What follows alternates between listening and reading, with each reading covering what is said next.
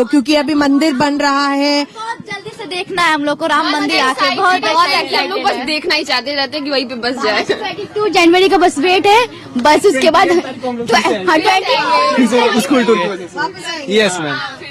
आपने भी ये ड्राइंग बनाई है अमृत भारत की? हाँ, हमने अमृत भारत एक्सप्रेस की ड्राइंग बनानी और हम दिखाना चाह रहे हैं कि बुजुर्ग इंसान उतर रहे हैं, क्योंकि ये बहुत लाभदायक, बहुत सुविधा दी गई है इसमें। तो यहाँ पर हाँ, और ये भी बनाया है आपने? हाँ। क्या है ये? दिस इज टाइप ऑफ हाँ, मेक इन इंडिया। हाँ। अच्छा, बहुत बढ़िया। और पूरी ट्रेन में जय श्री राम के जो नारे थे वो लगे। बच्चों में बहुत उत्साह है क्योंकि ये पहली जर्नी है अमृत भारत की, और लगातार हम आपको दिखा रहे हैं। इस वक्त हम अयोध्या के बाहर से गुजर रहे हैं और सारा जो आपको नजारा दिखाई देगा यहाँ पर, बहुत ज्यादा उत्साह है बच्चों में इस बात को लेकर कि अमृत भारत की पहली जर्नी अब यहीं से कंप्लीट होगी, गोरखपुर तक जाएंगे, उसके आगे ये ट्रेन दरभंगा तक जाएगी। करता था अयोध्या बहुत ही छोटा स्टेशन, केवल तो बड़े बच्चे भी काफी उत्साहित हैं और बच्चों की भावनाओं को देखिए, जो अंदर भावनाएं चल रही हैं वो सामने रख देते हैं, उड़ेल देते हैं। खुशी की लहर है सब में और तमाम विकास परियोजनाओं को और रफ्तार देते हैं प्रधानमंत्री नरेंद्र मोदी। हरी झंडी दिखा रहे हैं इन स्पेशल ट्रेन्स को और ठीक उनके साथ खड़े हैं पीछे योगी आदित्यनाथ और उत्तर प्रदेश के डिप्टी सीएम भी दोनों और राज्यपाल भी।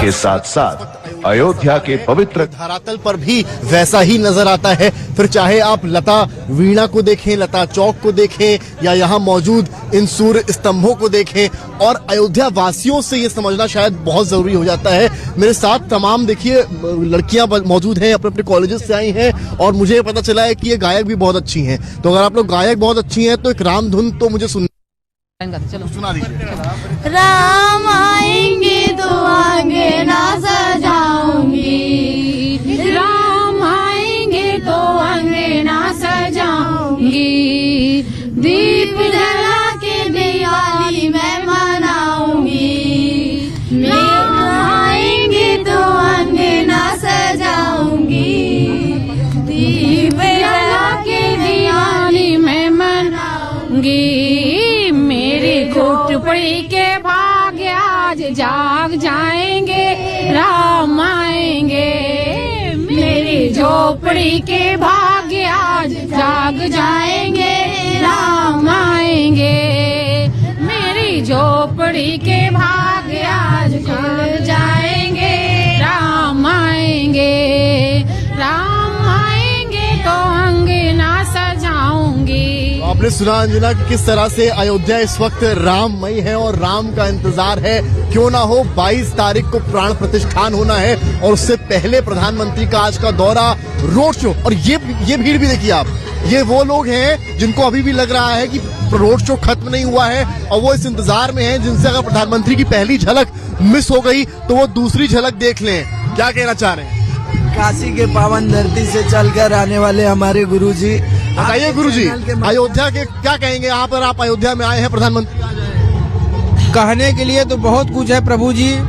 मैं माननीय प्रधानमंत्री जी और मुख्यमंत्री जी को अपने दिल की गहराइयों से, क्योंकि मैं उनके संसदीय क्षेत्र बनारस से आया हूँ और हम लोग रात के 12 बजे निकले हैं और 7 बजे यहाँ आए हैं और झलक पाने को जी, और सरयू जी का स्नान करके यहीं पे खड़े हैं कि हमारे प्रधानमंत्री जी कब आए और कब उनका दीदार हम लोग करें।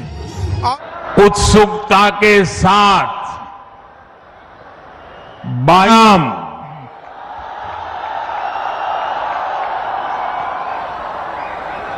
आज पूरी दुनिया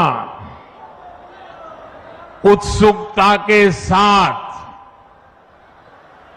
22 जनवरी के ऐतिहासिक क्षण का इंतजार कर रही है।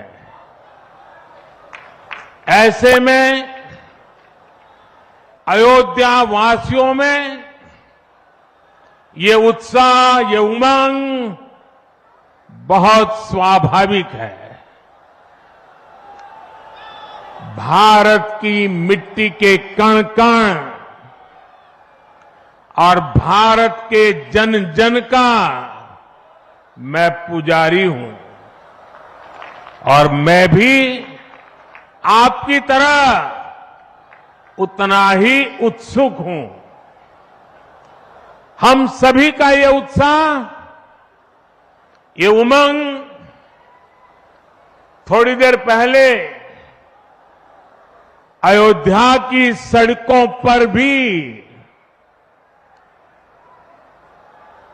पूरी तरह नजर आ रहा था। ऐसा लगता था कि पूरी अयोध्या नगरी ही सड़क पर उतर आई हो। इस प्यार, इस आशीर्वाद के लिए मैं आप सभी का हृदय से आभार व्यक्त करता हूं। मेरे साथ बोलिए, सियावर रामचंद्र की, सियावर रामचंद्र की, सियावर रामचंद्र की।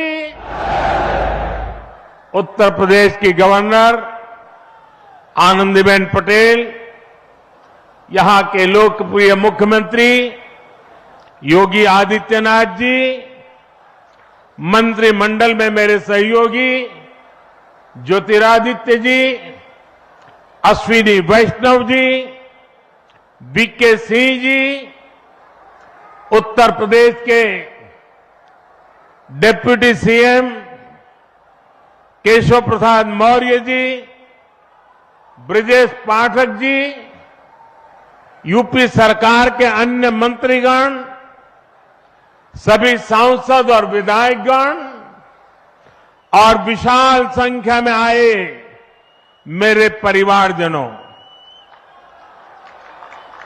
देश के इतिहास में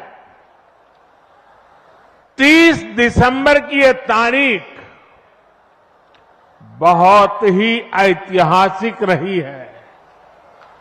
आज के ही दिन 1943 में नेताजी सुभाष चंद्र बोस ने अंडमान में झंडा फहराकर भारत की आजादी का जयघोष किया था।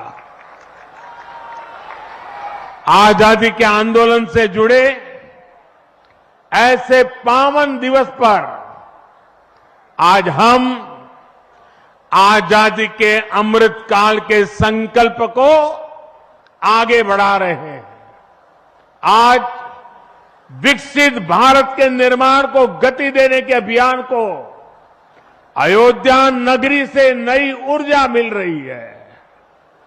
आज यहां 15,000 करोड़ रुपए से अधिक के विकास कार्यों का शिलान्यास और लोकार्पण हुआ है। इंफ्रास्ट्रक्चर से जुड़े ये काम आधुनिक अयोध्या को देश के नक्शे पर फिर से गौरव के साथ स्थापित करेंगे। कोरोना जैसी वैश्विक महामारी के बीच ये कार्य अयोध्या वासियों के अथक परिश्रम का परिणाम है। मैं सभी अयोध्या वासियों को इन परियोजनाओं के लिए अनेक अनेक बधाई देता हूं।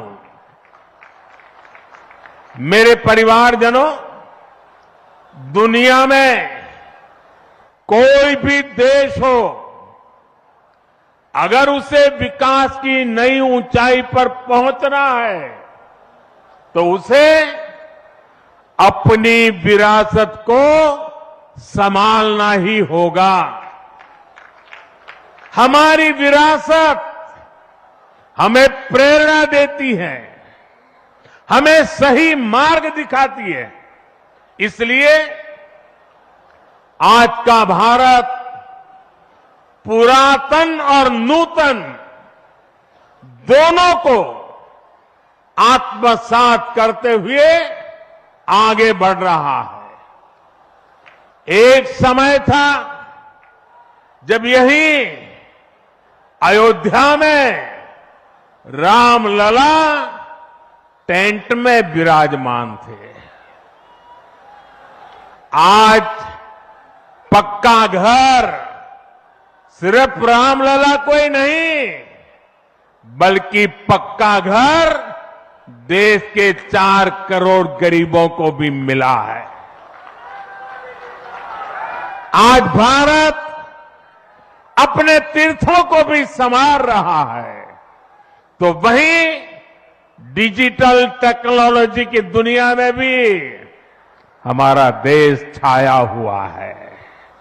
आज भारत काशी विश्वनाथ धाम के पुनर्निर्माण के साथ ही देश में 30,000 से ज्यादा पंचायत भवन भी बनवा रहा है। आज देश में सिर्फ केदार धाम का पुनरुद्धार ही नहीं हुआ है, बल्कि 315 से ज्यादा नए मेडिकल कॉलेज भी बने हैं। आज देश में महाकाल महालोक का निर्माण ही नहीं हुआ है, बल्कि हर घर जल पहुंचाने के लिए पानी की 2 लाख से ज्यादा टंकियां भी बनवाई है। हम चांद, सूरज और समुद्र की गहराइयों की भी नाप रहे हैं, तो अपनी पौराणिक मूर्तियों को भी रिकॉर्ड संख्या में भारत वापस ला रहे हैं। आज के भारत का मिजाज यहां अयोध्या में स्पष्ट दिखता है। आज यहां प्रगति का उत्सव है, तो कुछ दिन बाद यहां परंपरा का उत्सव भी होगा। आज यहां विकास की भव्यता दिख रही है, तो कुछ दिनों बाद यहां विरासत की भव्यता और दिव्यता दिखने वाली है।